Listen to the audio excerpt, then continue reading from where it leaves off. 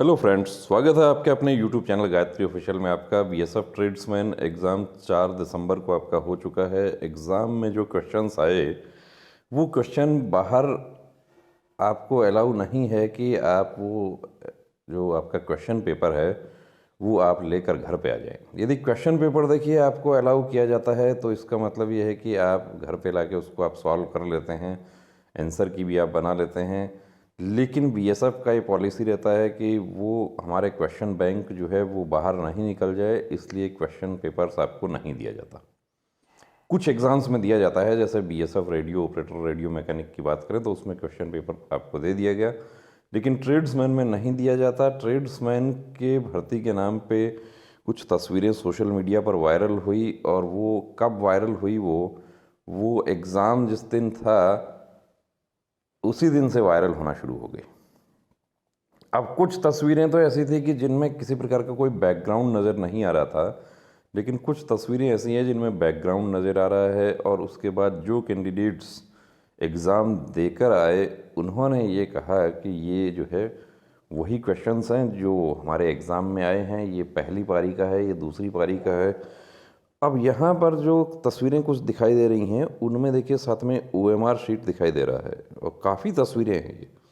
तो OMR sheet साथ में दिखाई दे रहा है, इससे ये बात तय है कि ओएमआर जब एग्ज़ाम चल रहा है उस समय ये तस्वीरें ली गई हैं। यदि ओएमआर साथ में दिखाई नहीं देता है तो इसका मतलब तस्वीरें बाद में ली गई हैं, कोई कैंडिडेट पेपर को लेके चला गया है और उसको बाद में पिक्स ले लिया गया है, लेकिन ओएमआर साथ में दिखाई दे रहा है। और दूसरा पॉइंट कि ओएमआर जो है वो ब्लैंक है।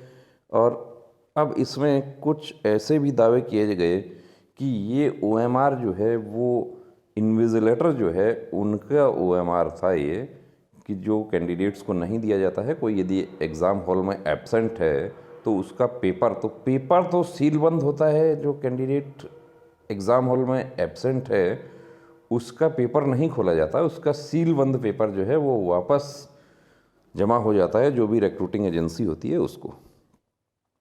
तो वो दावा जो है वो यहाँ चलने वाला नहीं है जो कहा जा रहा है। और दूसरी बात, ये ओएमआर जो है क्वेश्चन जहाँ पर होते हैं वो पार्ट तो इसका ब्लैंक है, लेकिन इसमें डिटेल्स फिल कर रखा है। तो इसका मतलब ये दावा भी जो है खारिज है यहाँ पे कि ये ओएमआर इन्विजिलेटर जो एग्ज़ाम हॉल में जो ड्यूटी करने वाले लोग हैं उनका ओएमआर था, ये उनके पास था, तो उन्होंने पिक्स ले लिया। सिर्फ एक जिज्ञासावश कि कैसा पेपर आता है।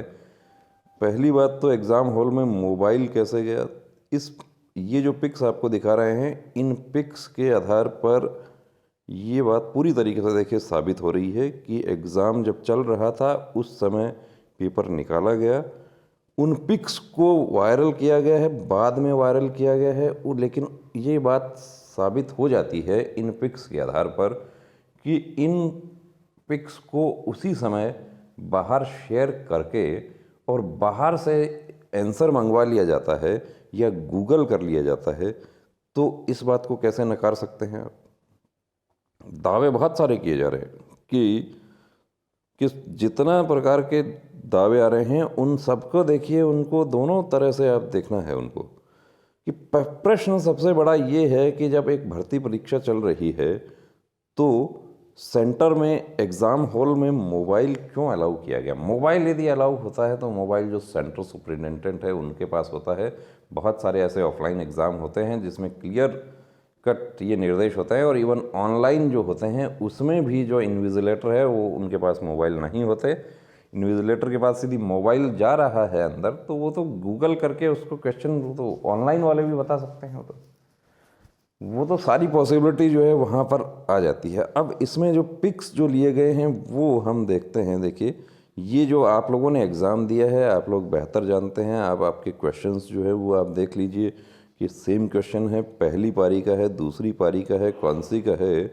अब ये जो तस्वीर है इसमें भी देखिए, इसमें एक चीज़ और नज़र आ रही है कि इसमें जो इन्विजिलेटर के जो पेपर्स होते हैं वो भी नज़र आ रहे हैं। इन्विजिलेटर के पास कौन से पेपर होते हैं? इन्विजिलेटर के पास जो आपसे सिग्नेचर करवाया जाता है वो पेपर होता है। और यहाँ पर एग्ज़ाम सेंटर देखिए, आप इसको अच्छे से आप पढ़ेंगे, थोड़ा जूम करके पढ़ेंगे।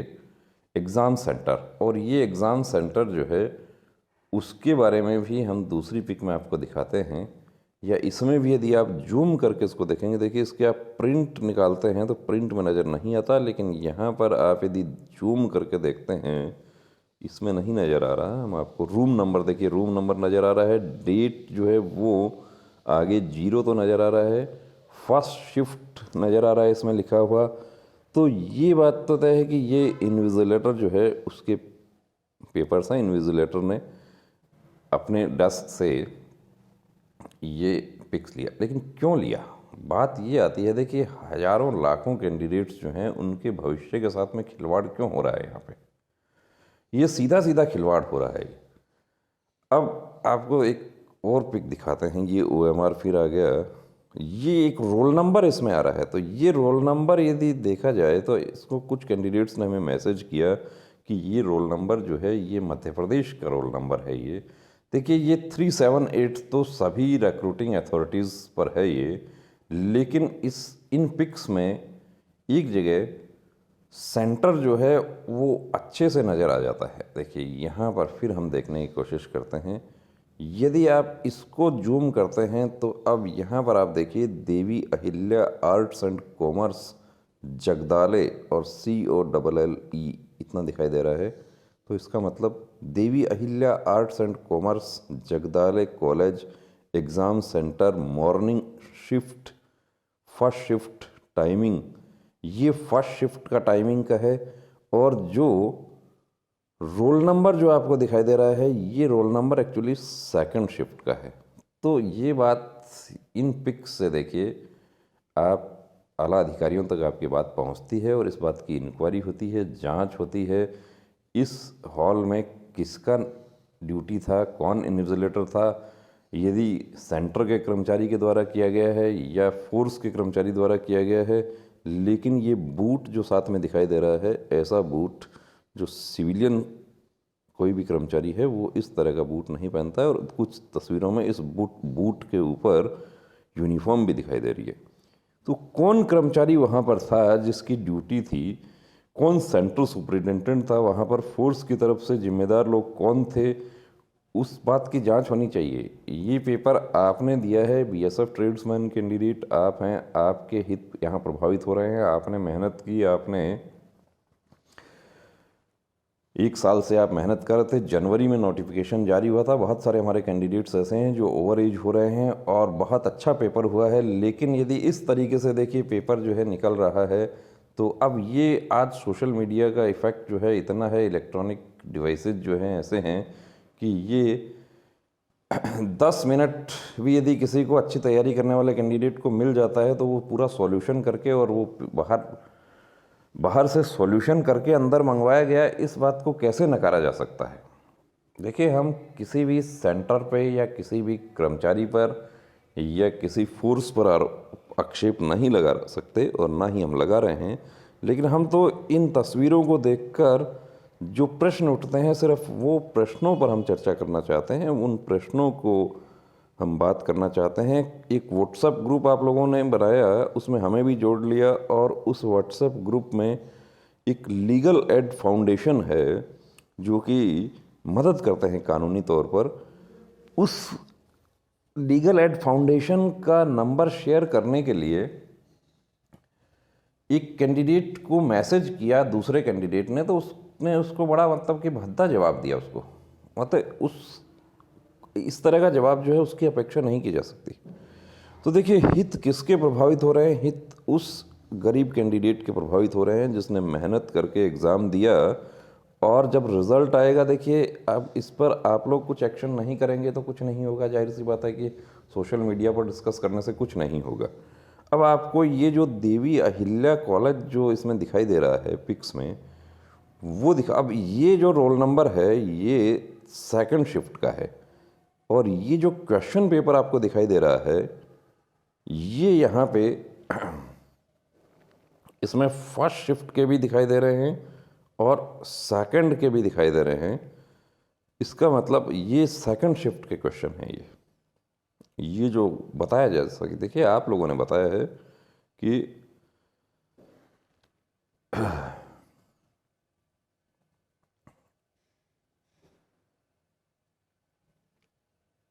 और ये भी हमें आप लोगों में से ही किसी ने शेयर किया, जब ये वीडियो हमारा पहले वाला आप लोगों में से किसी ने देखा और कहा कि ये सेंटर जो है, ये देखिए Devi Ahilya arts and commerce Jagdale. अब ये इंदौर जो है ये तो उसमें तो नहीं दिखाई दे रहा, लेकिन ये इसका मतलब ये है कि इस कॉलेज में बीएसएफ का सेंटर था। बीएसएफ एग्जामिनेशन 04 दिसंबर 2022। ये इंदौर ये तस्वीरों में दिखाई नहीं दे रहा है। यहाँ पर देखिए, फिर इसको जूम करते हैं हम, और जूम करके यहाँ देखते हैं तो Devi Ahilya arts and commerce Jagdale COLLE इतना दिखाई दे रहा है। तो इसका मतलब ये जो है, इससे इसका निश्चित रूप से संबंध है। Devi Ahilya arts and commerce Jagdale college inquiry का विषय है दोस्तों। इंक्वायरी होनी चाहिए, और इंक्वायरी कैसे होगी? इंक्वायरी तब होगी जब आप लोग इस पर एक्शन करेंगे, आप कोई कार्रवाई करेंगे, आप अपनी बात आला अधिकारियों तक पहुंचाएंगे, आप उसके लिए एप्लीकेशन देंगे।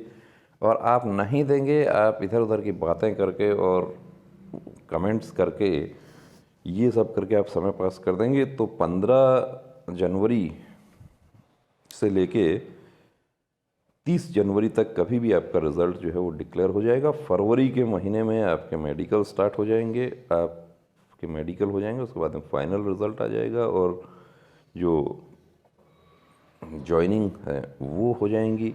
यानी कुछ नहीं होना। उसके बाद जो हमारे कुछ साथी ये भी मैसेज कर रहे थे कि मेरा पेपर बहुत अच्छा हुआ है, और यदि मेरा नाम नहीं आया तो फिर मैं ये कर दूंगा, वो कर दूंगा। नाम नहीं आया उसके बाद कुछ नहीं होगा। इंक्वायरी जो है वो रिज़ल्ट्स डिक्लेयर होने से पहले होनी चाहिए। रिज़ल्ट डिक्लेयर होने के बाद कि आप अब तक क्यों इंतज़ार कर रहे थे? आप क्वालिफाई नहीं हुए, इसलिए आप एप्लीकेशन दे रहे हैं। आपका जो एप्लीकेशन है वो डायरेक्ट एक पॉइंट, सिंगल पॉइंट पर आपका खारिज हो जाता है। देखिए, रिज़ल्ट आने के बाद जो क्वालिफाई हो गया उनको कोई मतलब नहीं है इससे। जो क्वालिफाई नहीं हुआ वो यदि एप्लीकेशन देता है कि इस तरह के पिक्स वायरल हुए थे और ये सब हुआ था, तो आप अब तक क्यों इंतज़ार कर रहे थे? आप क्वालिफाई नहीं हुए, इसलिए आपको परेशानी हो रही है। आपकी एप्लीकेशन पर कोई विचार नहीं किया जाता, ये सब प्रोपेगेंडा हो रहा है, हटाओ इसको। और इस आधार पर आपकी एप्लीकेशन वहाँ खारिज हो जाती है। तो बने रहिए दोस्तों चैनल के साथ, और अब जो भी करना है वो आपको करना है। जो सच्चाई है वो देखिए सबके सामने आनी चाहिए। और इस तरह की यदि भर्ती परीक्षाएं होती हैं तो फिर भर्ती परीक्षाओं की पारदर्शिता पर सवाल उठता है। भर्ती परीक्षा पारदर्शी होनी चाहिए। मार्क्स भी आपके बताए जाने चाहिए, किसको कितना मार्क्स मिला, कितना कट ऑफ रहा, फाइनल कट ऑफ कितना रहा। 2019 की भर्ती में ना मार्क्स बताए गए कैंडिडेट्स के, ना फाइनल कट ऑफ बताया गया। जो सेलेक्ट हो गए वो ज्वाइन कर गए, जो सेलेक्ट नहीं हुए वो इंतज़ार करते रहे कब मार्क्स बताया जाएगा। जब हमारी सबसे बड़ी एजेंसी है SSC, जो कि बहुत सारे एग्ज़ाम्स कंडक्ट करवाती है और इंडिविजुअल कैंडिडेट्स के मार्क्स बताए जाते हैं, उसके बाद एक लिस्ट आती है, कट ऑफ आता है, सब कुछ क्लियर कट होता है। तो जो फोर्सेज अपने लेवल पर एग्ज़ाम करवाती हैं उसमें कैंडिडेट्स के मार्क्स बताने में कहाँ परेशानी होती है। उसके बाद आप RTI लगाते हैं। RTI में 2019 का जो BSF ट्रेड्समैन का भर्ती था उसमें कुछ कैंडिडेट्स फाइनल सेलेक्ट नहीं हुए, तो उन्होंने RTI लगाया। RTI में उनको मार्क्स नहीं बताए गए, और इस आधार पर RTI का जवाब दिया जाता है कि सिक्योरिटी फोर्सेस को RTI में छूट दी गई। सिक्योरिटी फोर्सेस को सिक्योरिटी रीजन्स की छूट दी गई है। किसी कैंडिडेट के एग्ज़ाम में कितने मार्क्स मिले, इसमें राष्ट्रीय हित और राष्ट्रीय सुरक्षा कहाँ प्रभावित हो रही है, और उसकी लिस्ट यदि बना दी जाए तो सबको पता चल जाएगा किसको कितना मिला। अब ये जो रोल नंबर इसमें दिख रहा है, ये रोल नंबर आप चेक कर लेना जब एग्ज़ाम होता है उस समय। इस रोल नंबर के आसपास के सीरीज वाले आप चेक कर लेना कि इस हॉल से, इस सेंटर से कितने लोग क्वालिफाई हुए हैं, उससे आपको एहसास हो जाएगा, आपको पता चल जाएगा। तो एक्शन, कार्रवाई आपको करनी है। आपकी बात आला अधिकारियों तक पहुंचेगी, बिल्कुल उस पर सुनवाई होगी। तो बने रहिए दोस्तों चैनल के साथ। अब क्या करना है क्या नहीं करना है वो आपको डिसाइड करना है। जय हिंद।